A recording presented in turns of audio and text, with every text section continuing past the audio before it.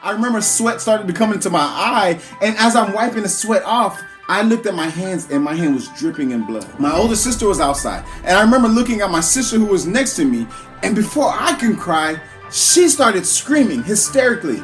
And I just knew that I got hit in the head. I remember I stood there and I knew something just happened. Everything kind of started happening in slow motion because I'm still staring at my hand that has a blood dripping from it. It was a crazy scene. And I'm a kid now in the ambulance. The paramedics are asking me questions. I'm in the hospital. I even remember being in surgery to where they were stitching up my wound. And after I was done with my operation, they had me in the recovery room. And I'm sitting there. And as a kid, I didn't know what to make of it. I remember my mom, she came straight from work, my dad, and they're like, "Where's my son? Where's my son?" One of the operating doctors said, "Hey, come in here, come in here." And he pulled us into his office. And my parents were standing by the door. And he pulled me close and he said, "I just really want to ask you one question.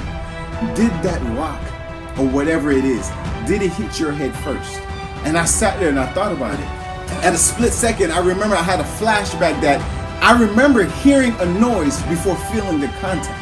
And so I remember I was like, no, actually I was standing next to my father's truck and it actually bounced off the truck and hit me right in the head. Like I was standing right next to it.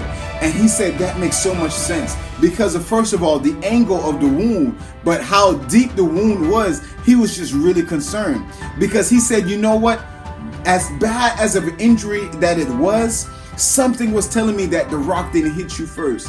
And he says, my professional opinion, depending on how deep that wound was, that if the rock would have hit you first, you would not be standing here. I remember getting home and before walking inside, still bloodied up, I remember walking to the spot where it happens before going inside and looking at my father's car.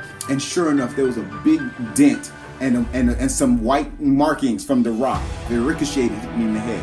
And so now, thinking back at it just recently, I don't remember if just because it was Thanksgiving, I was thinking about all the things that I'm thankful for, you know, especially in 2020. So there's so much that happened, and sometimes you got to keep your mind from going to all the negative or dark things that happen, and you do that by reminiscing on the things that happened that you're grateful for, and that's what keeps you settled, keeps you balanced. And I started thinking, and I was like, wow, look at this. But the fact that how I was positioned, and that the fact that it was able to not hit me directly, it saved my life.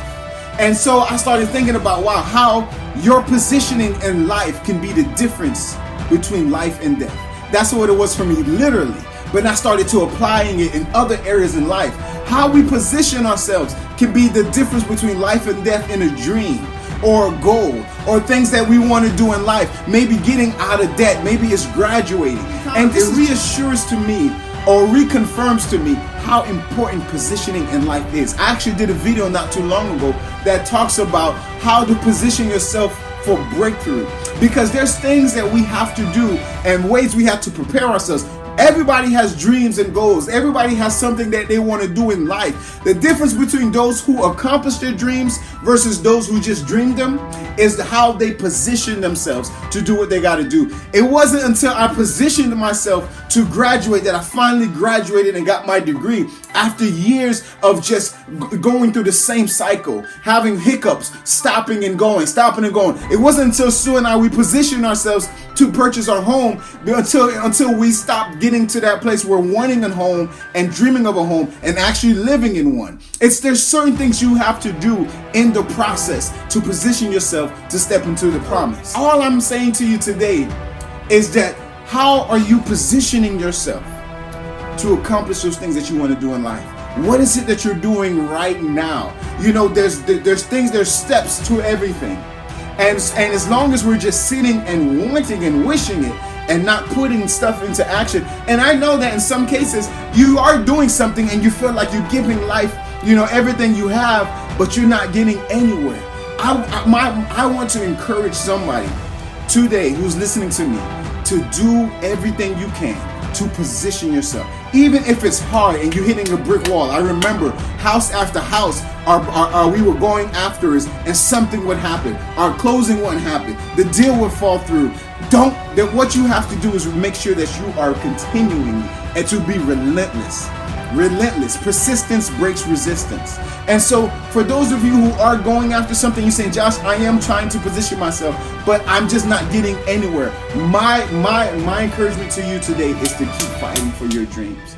Keep fighting for your dreams and keep studying to see what it is you can do to be in the best possible position to accomplish that dream and goal. And for those who are just, you're intimidated and sometimes fear will keep you from stepping out, you would never get into your promised land until you first position yourself to receive your promise. Positioning is the difference between life and death.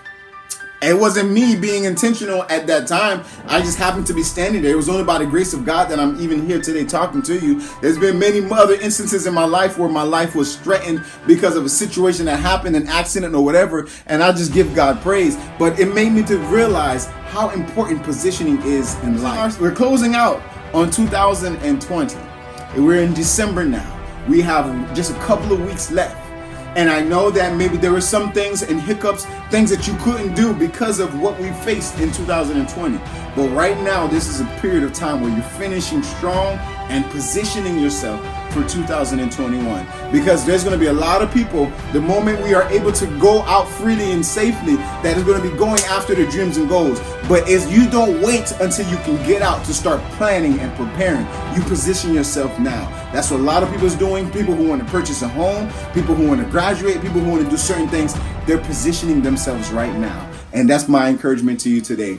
I want you guys to start just positioning yourself, or keep positioning yourself. Your breakthrough is closer than you know it. So if you haven't watched the other video, Position Yourself to Breakthrough, I use an analogy in there that I think is going to help bring home the point. Go and check it out. That's my timeout for you today. Thank God for the ability to be alive, to be able to join you guys on these timeouts. I pray that it's a blessing unto you. And if it is, go ahead and like it, subscribe to the channel, because we're going to continue to bring resources that's going to help you in your fight so that you can push through the process until you make it to the promise. All right, so my name is JSFequiere. God bless you. I thank you for joining me on Timeout. Remember, positioning is everything. I'll see you soon.